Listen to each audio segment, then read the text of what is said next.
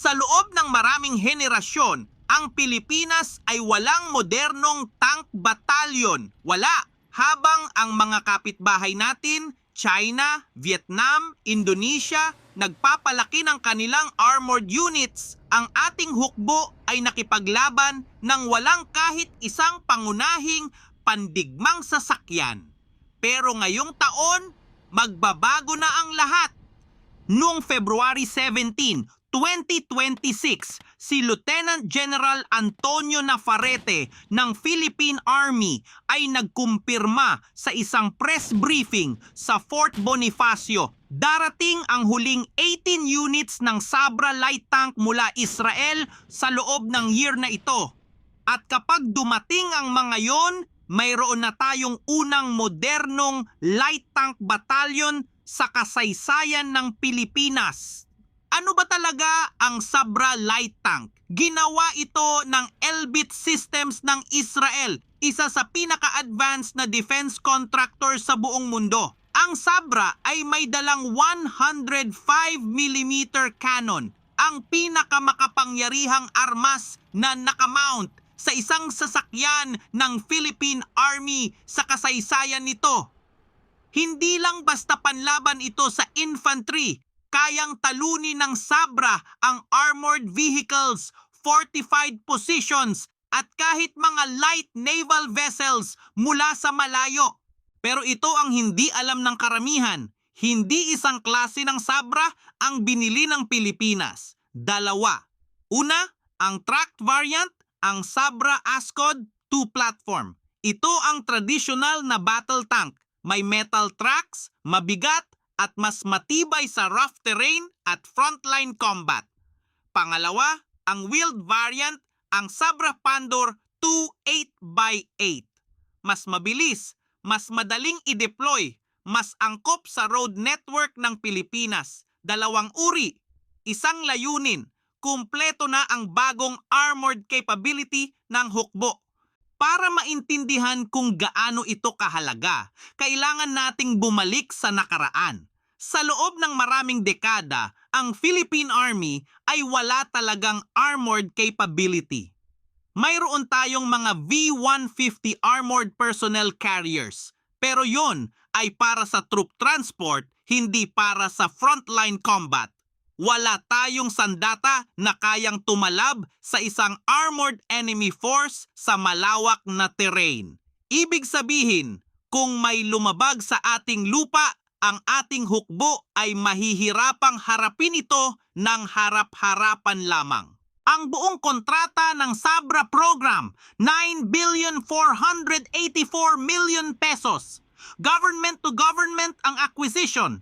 Direkta sa pagitan ng Pilipinas at Israel, kasama sa package ang 18-tracked Sabra Ascod 2 light tanks, 10-wheeled Sabra Pandur 2 vehicles, isang armored command vehicle, at isang armored recovery vehicle unit para sa mga tank na nasira o natigil sa combat. Kumpleto, hindi ito kalahati lang, ito ay isang full combined arms package. Pero hindi lang ito basta tank na may malaking baril. Ang bawat Sabra ay may advanced digital battle management system. Sa madaling salita, isang digital command network na nagkokonekta sa lahat ng tank sa combat zone. Alam ng bawat commander kung nasaan ang ibang sasakyan.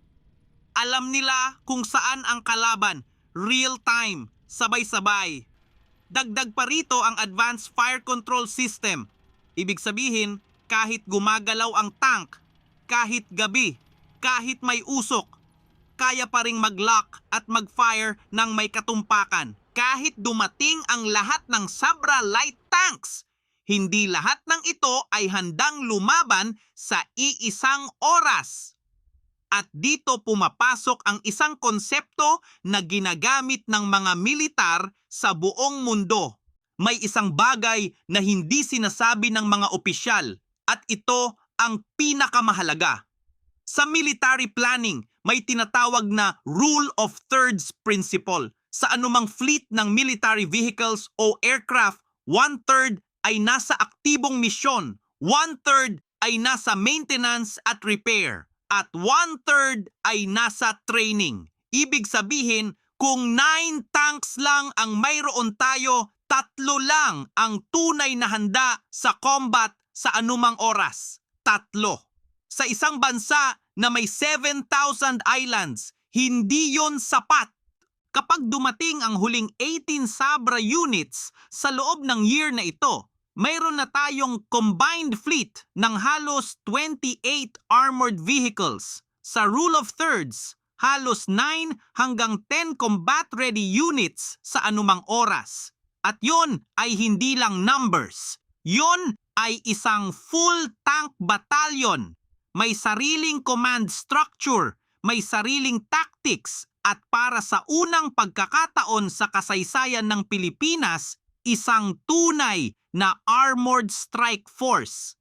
Marami ang nagsasabi, bakit kailangan ng Pilipinas ng battle tanks? Dagat naman ang palibot natin. Pero isipin mo ito, sa isang amphibious invasion sa Pilipinas, ang unang hamon ay hindi sa dagat. Ang tunay na gera ay kapag nakarating na ang kalaban sa pampang. Doon kailangan ng armored response. Doon kailangan ng lethal firepower na kayang pigilan ang enemy force bago pa man ito makalusot sa loob ng bansa. Ang Sabra ay hindi defensive lang. Ito ay isang malinaw na mensahe. Ang Philippine Army ay handa na para sa worst case scenario. At sino ang magpo-operate ng mga tanking ito? Ang 1st Tank Battalion. Kilala bilang ang Masikan Tank Battalion ng Philippine Army Armored Division. Noong July 8 to July 11, 2024, isinagawa nila ang kanilang unang intensive gunnery training at live firing exercises sa Camp Ravina Air Base. Hindi sila bago sa Sabra. Nakita na nila kung gaano ito kapangyarihan. Naramdaman na nila ang 105mm na putok. At ngayon, hinihintay na nila ang natitirang mga tank. Ito ang pinakamalaking pagbabago na hindi napapansin ng karamihan. Sa loob ng maraming dekada, ang Philippine Army ay focused sa internal security, kontra-insurhensya, counter-terrorism, mga operasyon sa bundok at kagubatan. Pero ngayon, sa ilalim ng ang revised AFP Modernization Program, ang direksyon ay nagbago. External defense na ang priority at ang Sabra Tank Battalion ay simbolo ng pagbabagong yon. Hindi na tayo naghihintay na atakihin bago kumilos. Nagtatayo na tayo ng deterrence, ng kakayahang mag-isip ng 2 beses ang sinumang kalaban. Ang Sabra ay hindi katapusan ng kwento. Sa ilalim ng ReHorizon 3 program, may mga plano pa ang Philippine Army para sa mas advanced na armored capabilities. Mga sistema na hindi pa natin naririnig. Mga kontrata na hindi pa naaanunsyo. Pero ngayon, sa year 2026, ang unang hakbang ay malinaw na. Ang Pilipinas ay may tunay na modernong armored strike force na para sa unang pagkakataon sa kasaysayan ng AFP. At kung sino man ang nag-iisip na madali tayong aatakihin, kailangan nilang mag-isip ulit. Mag-like at mag-subscribe at panoorin ang mga video na nasa screen ngayon.